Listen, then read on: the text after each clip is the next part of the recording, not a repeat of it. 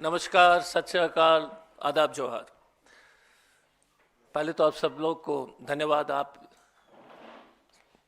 इस press conference में शामिल हुए हैं। आज का प्रेस कॉन्फ्रेंस एक खास विषय पर है। मोदी सरकार की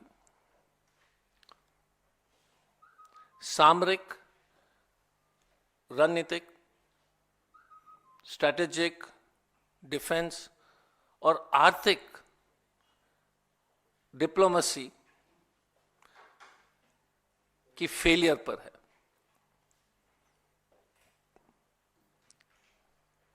मैं एक छोटा सा वीडियो आपको पहले दिखाना चाहूंगा, उसके बाद उस पर विस्तार से जो है हम कांग्रेस की टिप्पणी आपके सामने पेश करेंगे।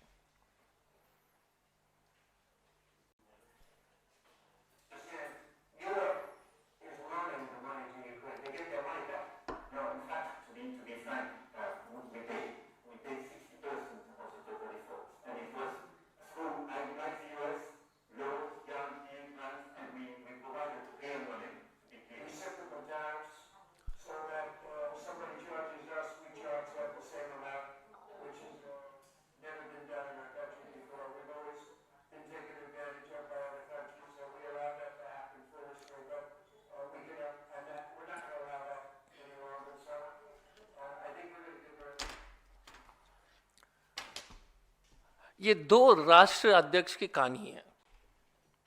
एक तरफ मैक्रॉन, फ्रांस के राष्ट्रपति, किस तरह से ट्रंप को जो करेक्ट कर रहे हैं, बोल रहे हैं कि आप गलत बोल रहे हो। दूसरे तरफ हमारे देश के प्रधानमंत्री जी के सामने देश के बारे में अमेरिका के राष्ट्रपति ओछे टिप्पणी कर रहे हैं कि India is a tariff violator, सबसे ज्यादा टैरिफ होती है, हम उसको बर्दाश्त नहीं करेंगे, हम रेसिप्रोकल टैरिफ लगाएंगे। इस तरह के बातें मोदी जी के सामने, और मोदी जी ने एक शब्द भी नहीं बोला। यही हाउडी मोदी आपको याद होगा, ह्यूस्टन में howdy Modi, how are you doing Modi, howdy Modi, howdy Modi. और भारत और अपने सामने भारत को जो है टैरिफ वायलेटर, मैक्सिमम टैरिफ तरह के बातें जो अमेरिका के राष्ट्रपति जी कह रहे थे। और पिछले एक हफ्ते में आपने देखा होगा कि लगातार अमेरिका के राष्ट्रपति बोल रहे कि हमने मोदी को $18 मिलियन दिया, हमने $21 मिलियन दिया। ये मोदी जी के बेस्ट फ्रेंड का जो है व्यवहार, अगर ये बेस्ट फ्रेंड हो तो दुश्मनी ठीक है। भाजपा के ट्रोल्स थकते नहीं है, विश्वगुरु बोलते रहते हैं। जब मोदी जी गए थे तो अमेरिका के चीफ ऑफ स्टाफ ने उनको रिसीव किया। जब मैक्रॉन जाते हैं, जापान के प्रधानमंत्री जी जाते हैं, तो ट्रंप साहब अपने से आए थे उनको रिसीव करने के लिए।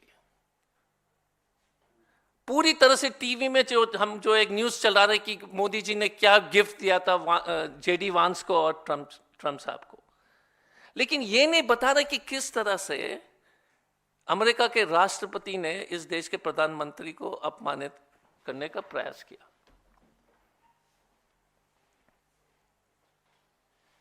और आज के प्रेस वार्ता में आप सब लोग को, इस देश के लोग को चिंता होनी चाहिए।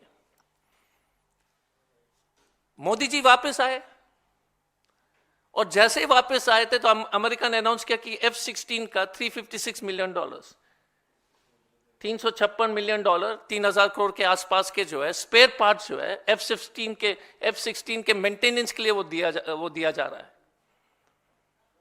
पाकिस्तान को। कोई शब्द नहीं है विदेश मंत्रालय से। अमेरिका और पाकिस्तान के बीच में जो समझौता हुई थी उसमें यह लिखा गया था कि सीधे तौर से ये F-16 आतंकवाद के खिलाफ इस्तेमाल होगी, और यदि आप उसको जो है आपने जो है अपने पड़ोसी देश के खिलाफ इस्तेमाल किया तो आपके ऊपर कार्रवाई हो सकती है। इस देश के वायुसेना के पदाधिकारी, सेना के पदाधिकारी ने लगातार कहा है 2019 में F-16 को पाकिस्तान ने जो है भारत पर हमला करने के लिए, अपने डिफेंस इंस्टॉलेशंस के ऊपर हमला करने के लिए इस्तेमाल किया। उस पर कोई टिप्पणी नहीं। हम एक शब्द भी नहीं बोल पा रहे हैं अमेरिका को कि आप गलत कर रहे हो। 2022 में बाइडेन ने $450 मिलियन के आसपास F-16 के मेंटेनेंस के लिए दिया था। अब यह स्थिति है कि हम बोल नहीं पा रहे हैं कि पाकिस्तान को जिस तरह से अमेरिका पूरी तरह से मदद पहुंचा रहे हैं, और हमारी सरकार के पास बस हिम्मत ही नहीं है बोलने के लिए। अब एक और फोटो हम दिखाते हैं, देख लीजिए एक फोटो। ये फोटो है, ये है असली लीडरशिप का। इंदिरा गांधी जी रिचर्ड निक्सन के साथ, याद कीजिएगा कि 1971 में, 1971 में बांग्लादेश के युद्ध के समय अमेरिका ने 7th फ्लीट को जो है बे ऑफ बंगाल में उन्होंने भेजने का काम किया। 7th फ्लीट अमेरिका के सबसे शक्तिशाली नौसेना की जो फौज है, उसके बावजूद हमने देश का सम्मान और इज्जत सिर्फ बचाया नहीं, ऊंचा रखा। यह सरकार थकती नहीं है पंडित नेहरू जी को के ऊपर टिप्पणी करने से। यही जवाहरलाल नेहरू जी, अमेरिका ने कितना दबाव डाला था SEATO, south east Asian treaty organisation को मेंबर बनने के लिए। योग को इतिहास पढ़ना चाहिए। अमेरिका ने जो है इंडिया को एक फ्रंट बनाना चाह रहे थे अगेंस्ट कम्युनिस्ट एक्सपेंशन। कितना दबाव था, गरीब देश था, उसके बावजूद पंडित नेहरू ने जो है घुटने नहीं टिकाए, जैसे आपने वीडियो में देखा है। हाल में आप याद कीजिए, प्रधानमंत्री मनमोहन सिंह जी के 10 साल, 2010 में सिक्योरिटी काउंसिल के 500 सदस्य दिल्ली आते हैं और 500 ने भारत के बारे में कितने कितने अच्छे बातें सबके सामने रखी। भारत के तारीफ हुआ दुनिया भर में। 123 एग्रीमेंट, सिविल न्यूक्लियर डील के बारे में आप सब लोग को जानकारी है कि उसके चलते आज जो है मोदी सरकार बोल रही है कि हम जो है प्राइवेट न्यूक्लियर कंपनीज को इस देश में लाएंगे। हमने जब हमने इस देश के लिए हथियार का व्यवस्था किया था अमेरिका से, तो हमने क्या किया, सर्कुलर प्लेन जैसे जो है, प्लेन के डिटेल्स में दे देता हूं क्योंकि बहुत इंपॉर्टेंट है। C-130, JC-17, Poseidon 8I, Poseidon plane जो है, जो पूरी तरह से हमारे जो व्यापक कोस्ट लाइन पर एक रिकॉनाइजेंस एयरक्राफ्ट के रूप में, सूचना तंत्र के रूप में सुनिश्चित करती है, ये प्लेन ये टेक्नोलॉजी सुनिश्चित करती है कि किसी तरह का जो है पानी के माध्यम से, सी के माध्यम से कोई भी जो है अटैक, अगर किस तरह का कोई देश प्रयास करेगा तो हम लोग सुरक्षित हैं। ये थी एक समझदार सरकार की जो है नीति। मनमोहन सिंह जी ने जिस तरह से अमेरिका के साथ हमने संबंध बनाए, $9 बिलियन के जो आर्म्स ट्रेड हुए थे, जितने भी जो सामग्री हमने खरीदा था वो देश के हित में था। अब मोदी जी क्या कर रहे हैं, F-35। अब F-35 के बारे में मैं तो उन्हीं के परम मित्र के जो ट्वीट दिखाना चाहता हूं, देख लीजिए। इलॉन मस्क ने F-35 के बारे में क्या कहा। सरकार ने अभी तक डिनाई नहीं किया कि हमको F-35 नहीं चाहिए। सरकार ने यहां तक भी नहीं कहा कि हम अपने वायुसेना और सेना के वरिष्ठ जनरल से और लोग से बात करके और रक्षा विशेषज्ञ से बात करके बताएंगे कि हमको F-35 चाहिए कि नहीं चाहिए। हमने बात ही नहीं की। और F-35 इस देश के लिए एक मील का पत्थर साबित हो जाएगा। F-35 इस देश के हित में नहीं है। लगातार रिपोर्ट्स आए हैं इसके बारे में। आप देख लीजिए कि ये जो इसके डिजाइन में खराबी है, इसके ऑक्सीजन में खराबी है। मस्त साहब लिखते हैं कि इसको जो है हर चीज उसमें शामिल किया गया, इसलिए वो इनएफेक्टिव है। और एक एक जहाज $100 मिलियन के आसपास का है। तो भारत ट्रंप साहब को खुश करने के लिए ये भी नहीं बता पा रहे हैं कि इसको मत खरीदिए। हम इस सरकार से ये पूछना चाहते हैं कि आप पाकिस्तान को जो $350 मिलियन से ऊपर का जो है ग्रांट ट्रंप ने दिया, उस पर आपने क्यों विरोध नहीं किया? आपने क्या F-35 के बारे में अपने एक्सपर्ट से डिस्कशन की थी कि नहीं की थी? क्योंकि ये जो जब स्टेटमेंट आता है दो राष्ट्रीय अध्यक्ष के बीच में, तो F-35 के बारे में क्या F-35 के बारे में डिस्कशन क्यों नहीं हुआ? हम प्रधानमंत्री और सरकार से पूछना चाहते हैं कि आपने देश को इतना कमजोर और इतना बड़ा खतरे में क्यों डाला? सिर्फ मीडिया इवेंट मैनेजमेंट करके, हाउडी मोदी, परम मित्र, गुड फ्रेंड मोदी करके आपने जो है एक शब्द नहीं बोला पाकिस्तान को, जो $350 मिलियन के जो है। और जब $400 मिलियन भी दिया गया था उस वक्त भी आपने नहीं बोला। लाल आंख वाल आंख दिखाने के लिए बस छोटे छोटे लोग के लिए है। जहां पर देश के मान सम्मान की बात है, कोई टिप्पणी नहीं। सेकंड इश्यू में आता हूं और उसी से रिलेटेड है। आपने देखा होगा कि टैरिफ के बारे में किस तरह से ट्रंप साहब जो है भारत को नीचे दिखाने का कोशिश कर रहे हैं। और ये सरकार इतनी डरी हुई है, बेशरम सरकार है कि मोदी जी का जाने से पहले उन्होंने हार्ली डेविडसन का 50% टैक्स कम कर दिया था, कस्टम्स ड्यूटी, और टेस्ला का 85%। जाने से पहले होता है ना कि जब स्टूडेंट खराब मार्क्स लाता है तो वो फिर पहले क्या बोलते हैं, कॉम्पस बॉक्स को ठीक करता है। उसी तरह के व्यवहार है। ये F-35 के बारे में एक ही चीज मैं कहना चाहूंगा। आपने नापतोल वाला प्रोग्राम तो देखा होगा, 2 बजे रात को जो प्रोग्राम जो है एडवर्टाइजमेंट चलता है नापतोल वाला चैनल में, पता नहीं आप देखे कि नहीं देखे? हाँ, नापतोल 2 बजे रात को फालतू चीज बेचते रहते हैं। ये नापतोल जैसे है क्या F-35?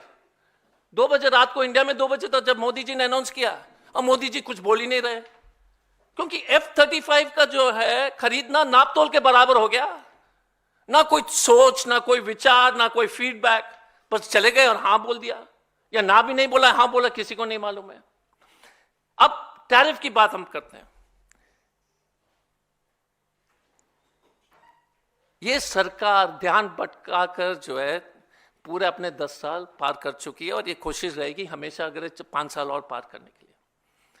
पिछले 1 साल में 80 lakh crore, I repeat, 80 lakh crore market से उड़ गया है। जनवरी से 45 लाख करोड़। आप समझ रहे हैं? जितने भी पेंशन स्कीम, म्यूचुअल फंड, गरीब आदमी ने जो पैसा डाला था पिछले 15-20 साल में, पूरे गेन्स खत्म हो गए। आपने जो पैसा डाला था 5 साल पहले, बराबर कर दिया मोदी जी और मोदी जी की सरकार ने। और क्यों बताता हूं। शुरू करते टैरिफ से। और इसीलिए मैं बार बार कहता हूं कि ये सरकार इतनी निकम्मी है, डब्बू है, कि बॉर्डर असुरक्षित है और अर्थव्यवस्था चौपट है। टैरिफ के चलते अमेरिकन टैरिफ रेसिप्रोकल, पारस्परिक टैरिफ जो बोलते हैं, रेसिप्रोकल टैरिफ, मतलब हम 10% देंगे तो वो 10 करेगा 50। उससे जीडीपी में 0.5 to 0.6% की गिरावट होगी। आप समझ रहे मार्केट क्यों डूब रहा है? लोग को विश्वास नहीं है कि मोदी सरकार कुछ कर पाएगी अमेरिका के खिलाफ। और ये सरकार को पहले से निर्मला सीतारमण को मालूम था कि टैरिफ लगने वाले हैं। उसके बावजूद, और सच सोच लीजिए, 6.5% अगर जीडीपी है -0.6 कर दो, 5.9 आ जाता है। और इन्फ्लेशन अगर जोड़ दोगे, आप सोच लीजिए इस देश का क्या स्थिति होगी। लोग नहीं समझ पा रहे हैं कि इस देश जो है किस खतरे की तरफ बढ़ रहा है। तो मोदी जी जो है अर्थव्यवस्था के दुश्मन है। नोटबंदी, घटिया जीएसटी और अब ये टैरिफ, और चौथा अनप्लान्ड लॉकडाउन। अनप्लान्ड लॉकडाउन में एमएसएमई खत्म हो गई पूरी तरह से। जीएसटी के चलते जितने भी बचे कुछ एमएसएमई थे, जो इस देश के जो 60% लोग के जो नौकरी देते हैं, छोटे उद्योग, वो खत्म हो गई। नोटबंदी से जितने भी उद्योग जो बचा कुचा था वो भी खत्म हो गया। तो इस महान व्यक्ति को तो मानना पड़ेगा कि हर तरीके से सुनिश्चित कर दिया कि ये देश खत्म हो जाए। नोटबंदी, फॉल्स जीएसटी, लॉकडाउन, टैरिफ। हमें डर है कि अगर इस तरह से देश की अर्थव्यवस्था चलती रहेगी तो हम आंतरिक रूप से बहुत कमजोर हो जाएंगे। और निर्मला सीतारमण को मालूम, ये बात पता होने के बावजूद कोई करेक्टिव एक्शन उन्होंने नहीं लिया। मैं फिर से रिपीट कर रहा हूं कि जिस मार्केट का 80 लाख करोड़ एक दिन में गायब हो गया, तो आप समझ सकते हैं कि मिडिल क्लास तो खत्म हो गया। आप में से कितने लोग म्यूचुअल फंड में पैसे जमा किए होंगे, ये सोच रहे होंगे कि 10% बढ़ेगा। आप सोच रहे होंगे कि उसमें से हम 5% निकाल करके ईएमआई भर देंगे, है ना। आप में से मैं तो अपने जो है रोज देख करके, जो है मेरे पास वो ऐप है जिसमें देखता हूं कि मेरे निवेश का क्या हुआ। डिप्रेशन में जाना तो मैं उसको खोल देता हूं, सब साफ हो गया। बाय गॉड, मैं अपनी स्थिति में बता रहा हूं, आपको तो छोड़ दीजिए, आपको तो मैं पूरी तरह से सहानुभूति है। और कारण, और सिर्फ एक ही कारण है भाई साहब, नरेंद्र मोदी और भाजपा सरकार। और याद कीजिए, कांग्रेस के समय एक इंटेलेक्चुअल, एक फाइनेंस एक्सपर्ट, जो दुनिया भर में जो लोग कहते थे कि जब तक you have a prime minister like mister Manmohan Singh, India will never have an economic challenge. Germany के चांसलर, अमेरिका के चांसलर, बैरक ओबामा बोलता था कि हम पूछते थे कि दुनिया के इकोनॉमी के बारे में थोड़ा सा मनमोहन जी हमको बताइए। अगर आपने बैरक ओबामा के वर्क्स पढ़े होंगे तो Barack Obama asking prime minister Modi and his comments, prime minister Manmohan Singh, कि हम जब दुनिया के अर्थव्यवस्था के बारे में किसी तरह की जानकारी हम और या ज्ञान अगर हम लोग को जरूरत पड़ती थी तो हम मनमोहन सिंह जी से बात करते थे। एक ही पार्टी जो देश के सामरिक विषय पर हमेशा देश को आगे रखा। आपने देखा होगा कि मैंने बताया था, nuclear deal, Hercules aircraft acquisition, Poseidon aircraft acquisition, ensuring America is on India's side without compromising our independence, without bowing our head. दूसरे तरफ economic stability, भारत का मार्केट 1 ट्रिलियन नीचे गया डॉलर में, चीन का मार्केट 2 ट्रिलियन ऊपर जा रहा है। $100 बिलियन का ट्रेड डेफिसिट चीन से तो हो ही चुकी है। अब अमेरिका के साथ भी $500 बिलियन का ट्रेड डेफिसिट करेंगे। क्या भारत, लास्ट में इतना ही सवाल है कि क्या भारत चाइना और अमेरिका का जो है सामान का डंपिंग ग्राउंड है? क्या टेस्ला और ये सब कंपनी आकर के हमारे ऑटोमोबाइल इंडस्ट्री को खत्म करेंगे? क्या भाजपा सरकार जो है, एक ही नियत है भाजपा को कि सीमा को कमजोर करें, चीन पाकिस्तान के बारे में कुछ ना बोलें, और अर्थव्यवस्था को ऐसे बना दीजिएगा कि सब हम लोग Chinese shirt, Chinese phone, American car. And please remember to all of you, जिस दिन अमेरिका के टैरिफ हम हटाएंगे एग्रीकल्चर प्रोडक्ट्स में, जिस दिन, और वो होगा क्योंकि रेसिप्रोकल है, और ये सरकार करेगी। मैं आपसे अनुरोध करूंगा, मोदी सरकार से पूछिए, जिस दिन एग्रीकल्चर प्रोडक्ट, सेब, जिस दिन एप्पल पर आपने टैरिफ हटाया, पूरा हिमाचल खत्म। जिस दिन आपने ग्रेप्स पर टैरिफ हटा दिया, पूरा आंध्र प्रदेश खत्म, महाराष्ट्र खत्म। जिस दिन दूध पर आपने टैरिफ हटा दिया, होल मिल्क इंडस्ट्री खत्म। America will dump. I would request you to please remember these words of mine. The farmers of India are under the greatest danger, because if American agriculture products come without tariff, we will be drinking California milk, eating apples from Washington, Seattle, and all our 70% of our population will suffer and have the worst future. इस देश के लोग नहीं समझ रहे हैं कि I would request you to please highlight this part, कि अगर एग्रीकल्चर प्रोडक्ट्स पर टैरिफ अगर उठता है अमेरिका का, तो कोई भी जो है किसान नहीं बचेगा इस देश में।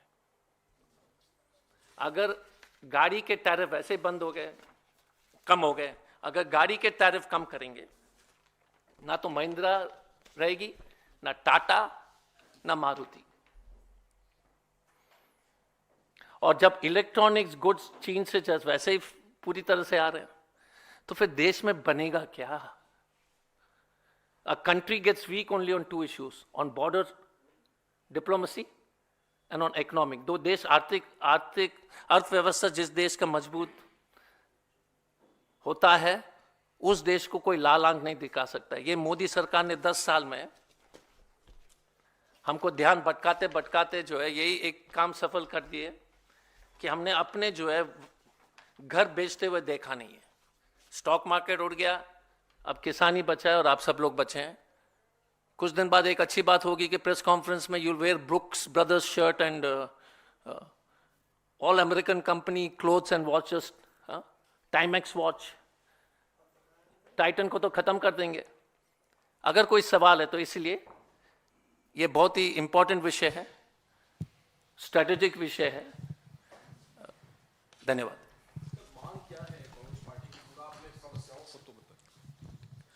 इस मसले पर आप कह रहे हैं कि सामरिक मामले में, आर्थिक मामले में, कूटनीतिक मामले में मोदी सरकार जो है नाकाम रही है, खासतौर पे अमेरिका का जो दौरा रहा पीएम का, तो आप लोग क्या कुछ सुझाव देना चाहेंगे या क्या मांग करेंगे सरकार से?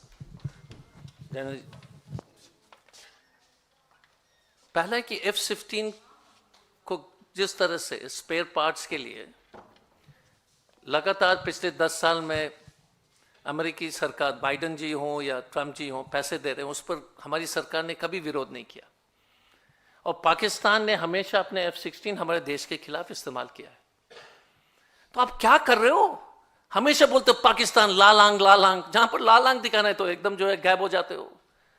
अभी सामने तो आपको उदाहरण दे रहा हूं, क्योंकि ये सिर्फ हॉट एयर वाला सरकार है, करते तो कुछ नहीं है। बोलते हैं पाकिस्तान को हम उड़ा देंगे। अरे आप पाकिस्तान को $350 मिलियन अभी मिला है, आपने क्या किया है? एक स्टेटमेंट आपने पढ़ा है, पहला। दूसरा F-35 को आप नकारिए, पब्लिकली बोलिए हमको नहीं चाहिए, क्योंकि आपने पब्लिक डोमेन में कहा कि हमको कोई सुकोई प्लेन ज्यादा फायदेमंद है।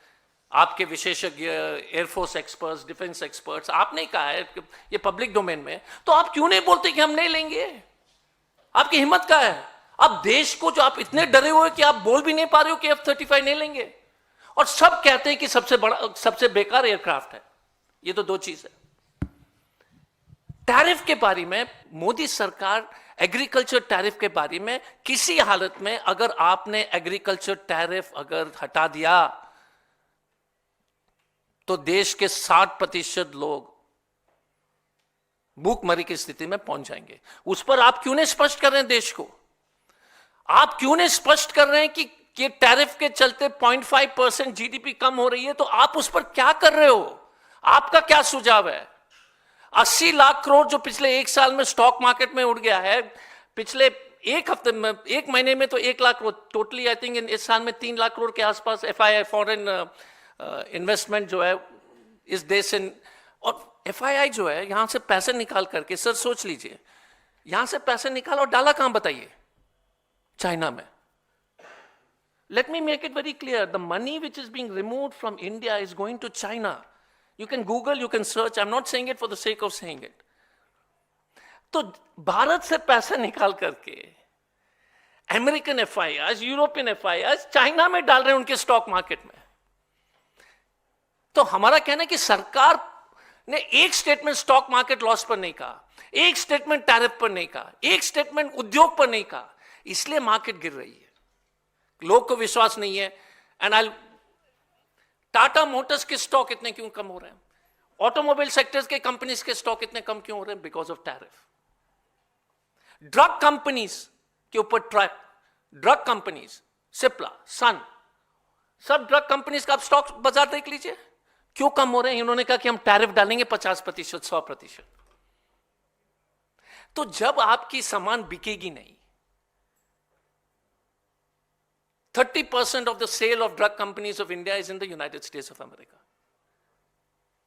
These are all data available. तो मैं आपको कह रहा हूं कि अगर 30% बिक्री नहीं होगी वो कंपनी डूब जाएगी. तो ये सरकार क्लियर करें कि आपका रोड मैप क्या है देश को बचाने के लिए. बिकॉज 6.5 से 7% से आप 6% तक जीडीपी लाओगे तो आप तो जानते हैं कि क्या होगा देश में. हमारी सैलरी कम हो जाएगी, आपकी कम हो जाएगी, ईएमआई भर नहीं पाएंगे. लेकिन एक एडवांटेज जरूर है कि ब्रुक्स ब्रदर के जूते पहन लेंगे. हाँ, ईएमआई खत्म हो जाएगा लेकिन जूता जो है अमेरिकी होगी. Any other question? कोई भी कुछ भी पूछ लीजिए. Is there some, do you have any roadmap? You raised certain queries that if no tariff is imposed on this, your agricultural products from US and all, do you have any roadmap? What should be done? What should government do, So I want to ask prevent you, this disaster, as you said? No, so if you remember, you saw the way Canada and Mexico reacted, and the tariffs were dropped.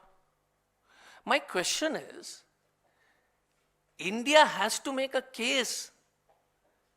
You have to engage with the Trump government saying we will not accept it because these are reasons specific to this country.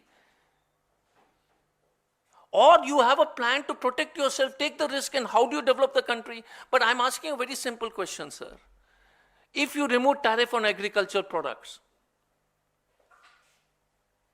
can you imagine what will happen to India? Cheese will come from Switzerland.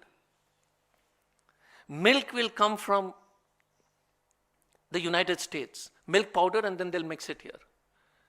There'll be no agriculture left, and I'm sorry,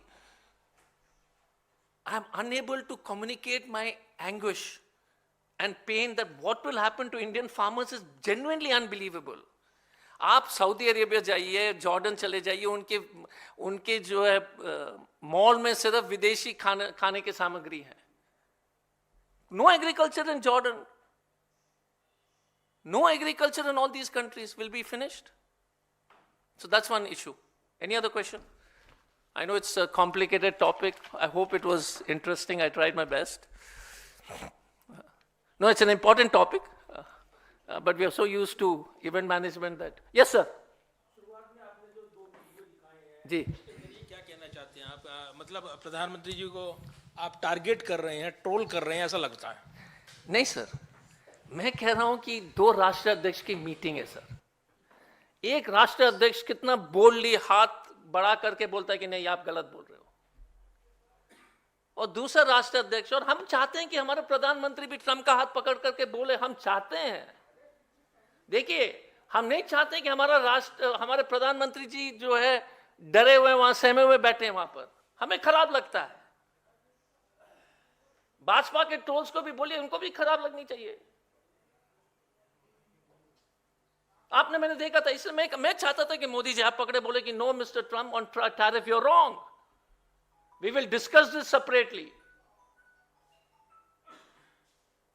तब ना देश की इज्जत जो है बरकरार रहती. नहीं तो ये फ्रांस, और मैंने सिर्फ उदाहरण दिया था. आप ही अपना निष्कर्ष पर पहुंच जाइए. मैंने सिर्फ 2 वीडियो दिखाया और मैंने दिखाया कि 2 राष्ट्र अध्यक्ष के रिएक्शंस कैसे हैं, अलग अलग हैं. हम चाहते हैं कि मोदी जी जैसे कांग्रेस के ऊपर बरसते हैं उसी तरह से ट्रंप के ऊपर बरसे. कांग्रेस के ऊपर हमेशा उनका पूरा फायर रहता है, उसी तरह से जो है ट्रम्प को क्यों नहीं करते हैं? अजय सर, सवाल मेरा सर आपसे ये है कि सर। कुंभ का भी आज समापन हो रहा है, यूपी सरकार उसको बड़े पैमाने पर योगी सर। आदित्यनाथ भी उसको मना रहे हैं।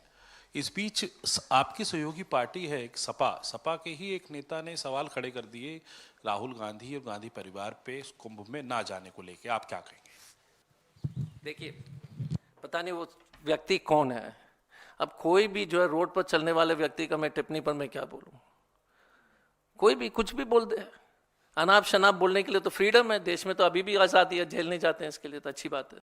मैं जानता भी नहीं उस व्यक्ति को, ना कोई जानता, आप भी नहीं जानते होंगे, बोलने से पहले तो आप भी नहीं जानते थे। जब से उन्होंने बोला था तो लोग उनके जाम याद कर लिए, तो बोले कि और उचित टिप्पणी देते रहेंगे, नहीं तो कोई जानता ही नहीं था उस व्यक्ति को, तो मैं क्यों बोलूं उसके बारे में? के बारे में मत बोलिए, लेकिन एक बेसिक सवाल जो है वो लगातार इस बात को लेकर उठ रहे हैं, क्योंकि जब तक ये कुंभ चला तब तक कई बार तारीखें बदली गई।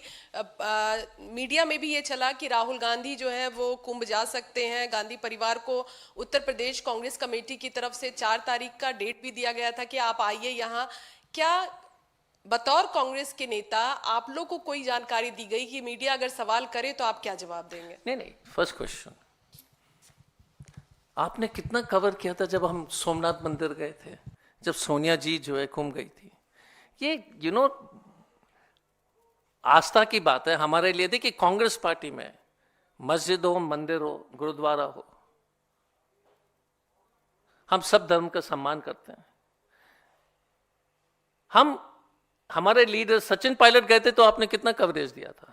कांग्रेस पार्टी के लीडर्स गए थे कुंभ में, राहुल जी गए थे, सोनिया जी पहले भी जा चुकी है, तो उसके बारे में आप बीजेपी हम कब जाएंगे कि क्या करेंगे? ये इस देश में ये प्रेस कॉन्फ्रेंस और ये कुंभ वाला सवाल सही तरीके से दर्शाती है कि देश की क्या स्थिति है। हमने देश की जो चुनौती 80 लाख करोड़ के बारे में बताया, ठीक है ना? ये ध्यान भटकाने के लिए, not you, I am saying this guy from this other party, पूरी इस पर डिबेट है। आप सोच लीजिएगा कि जिस देश में 80 लाख करोड़ स्टॉक मार्केट में डूब गया, जिस देश में जो है पाकिस्तान को जो आप एक टिप्पणी नहीं कर सकते हो, जिस देश में जो है पूरी तरह से एग्रीकल्चर चौपट होने की स्थिति में है, अशोक गुलाटी से पूछिए, वो तो विशेषज्ञ हैं, वो तो प्रो गवर्नमेंट भी है, वो क्या बताएंगे? वो भी यही बताएंगे। हमारा इतना ही कहना है, madam, please cover us whenever we visit religious places. We don't have to explain our आस्था। हम जब जाते हैं, जाएंगे अपने टाइम पर जाएंगे, फिर से कुंभ होगा, अर्ध कुंभ होगा, महाकुंभ होगा, होता रहेगा। So it's this is all to bring ये सब डिबेट जो है 80 लाख करोड़ को छिपाने के लिए जो है टीवी में डिस्कशंस होंगे। मैं आपके चैनल से अनुरोध करूंगा कि 80 लाख करोड़ के बारे में भी डिबेट कर लीजिए और हमको बुलाइए, हम आपके आभारी रहेंगे। अजय जी सवाल इसलिए है क्योंकि राम मंदिर भी आप लोग नहीं गए, कांग्रेस नेतृत्व नहीं गया, उसमें आपने बकायदे अपनी बात कही, आप कुंभ भी नहीं गए, तो एक एंटी हिंदू आपकी छवि बनती जा रही है और आप ये मैसेज जा रहा है कि कांग्रेस पार्टी हिंदुत्व को कहीं ना कहीं इग्नोर कर रही है। ऐसा क्यों जा रहा है? अरे पूरा यूपी कांग्रेस राम मंदिर, तो प्रॉब्लम क्या है? हम जब सोमनाथ मंदिर गए थे, इतने हर जगह, अभी रायबरेली में कितने मंदिर में राहुल जी गए थे? आप बीजेपी के एजेंडा पे जाएंगे क्या? रायबरेली में हमने नहीं गए थे क्या? हैदराबाद में हम नहीं गए थे क्या? ये तो प्रॉब्लम वही है। रायबरेली में हम जाते तो आप उसको जो है हिंदू के पक्ष में नहीं देखते हैं। और दूसरी बात है, बस एक चीज है, हम मंदिर भी जाएंगे, मस्जिद भी जाएंगे, गुरुद्वारा भी जाएंगे, और जब हम इतने बार, और आप बताइए सर, जब हम रायबरेली में मंदिर में गए थे तो आपके टीवी का कैमरा कहां था? अच्छा, दिखाया था तो अच्छी बात है, फिर सवाल क्यों पूछते हैं? तो सेकंड क्वेश्चन, जब आपको मालूम है कि हमारी आस्था जो है इतना पवित्र है और पुण्य है, उसके बावजूद भी छेड़ने के लिए आप सवाल करते हो तो अच्छी बात नहीं है। नहीं, प्रॉब्लम आप बताओ कि रायबरेली में गए थे, सी रिलीजियस बिलीफ, नहीं बॉस, नहीं एक minute, we have great belief, respect for whether it is the Kumbh, whether it is Swami Ayappa temple, whether it is the Eid ul-Fitr, whether it is the Christmas, whether it is Gurpurb. As a party, we respect every religious event. My only disappointment is that this press conference will ignore 80 lakh crores of loss. My only pain, hey boss, you have to listen to my agony, कि मेरा दर्द कि 80 लाख करोड़ पूरा मध्य वर्ग road पर आ गया, बच्चे का फीस नहीं भर पा रहा है, पूरे घर खाली हो गया, और आप जो है ढोंगी, आप नहीं मतलब भाजपा के ढोंगी एजेंडा पर मत जाइए. हमारे आस्था जो है, राहुल जी कितने आपको, आप यार आप ही तो कवर किए थे जब हम गए थे उज्जैन में, भूल गए? उस पर स्टोरी लिखिएगा कि the amount of visits we have done across India. So मेरा इतना ही कहना है सर. सर 66 करोड़ लोग कुंभ हो आए, फिर राहुल जी क्यों नहीं गए? बस यही सवाल था. मैडम इतने लोग गए थे सोमनाथ मंदिर, इतने क्यों नहीं, आप क्यों नहीं गए? आप क्यों नहीं गए सोमनाथ?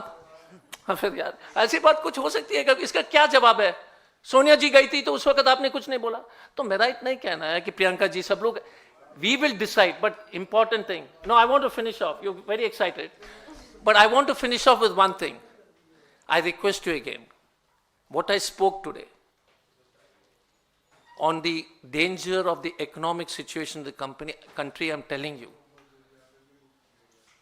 Madam, साहब लोग, आप समझ नहीं रहे, नौकरी सबकी चली जाएगी, कुछ नहीं बचेगा. जीडीपी अगर 5% के नीचे गया, we will be finished as a country. No jobs will be there. फिर सवाल करने के लिए भी नहीं रहेंगे और मैं बोलने के लिए भी मैं नहीं रहूंगा, क्योंकि जो है सबकी नौकरी चली जाएगी. Sir, there's a petition. मेरा तो नौकरी नहीं है तो मैं तो बोलूंगा, लेकिन ये सामने खाली होगा. Sir, there's a petition filed in Supreme Court to ban the convicted netas permanently. But center is saying that अभी का जो rule है 6 साल का, वही ठीक रहना चाहिए, and any such rule regarding convicted netas should be through parliament and not through the court. How do you see this? No, it's very simple. The punishment should be commensurate with the offense, right? So suppose somebody is life imprisonment for murder, some neta has done a murder, then obviously he's inside jail, so he can't come, na? But suppose I go to Modi ji's house and demonstrate, and they put 353 against me, obstructing government officials from doing their duty. 7 साल है? नहीं, एक minute madam. No. Conviction, one sec. You're making a mistake. If you're convicted, and if you're convicted beyond, how can you contest from inside the jail? The second issue is, the conviction has to be stayed. Madam, legal. You can get convicted and fight, but the conviction has to be stayed. And if it is above 2 years, then you cannot contest unless it is stayed. So ये तो clear है. अगर मोदी सरकार जिस तरह से हमको jail भेजने का प्रयास कर रहे हैं सभी को, हमने काला झंडा दिखा दिया, जैसे हमने काला झंडा दिखा दिया मोहन भागवत को, तो आपने हमको जेल भेज दिया. हाँ, उड़ीसा में बच्चे लोग ने काला झंडा दिखाया तो जेल भेज दिया. अगर आप उसमें कन्विक्ट कर लोगे काला झंडा दिखाने के लिए, फिर तो ये तो डिक्टेटरशिप हो जाएगी, जो मोदी जी कर ही रहे हैं. So I think the punishment should be commence. और दूसरी बात है, मोदी जी भी नहीं चाहेंगे, क्योंकि उनकी पूरी आधी पार्टी तो जेल में जाएगी ना, फिर चुनाव नहीं लड़ पाएंगे. हाँ, बाल तो बॉस बच गए, लेकिन बाकी लोग तो 90% तो उनके लोग भी नहीं लड़ पाएंगे ना, फिर उनके पास आदमी नहीं रहेगा चुनाव लड़ने के लिए. वो भी चिंता की विषय है. उनके पास ज्यादा अपराधी हैं. हाँ.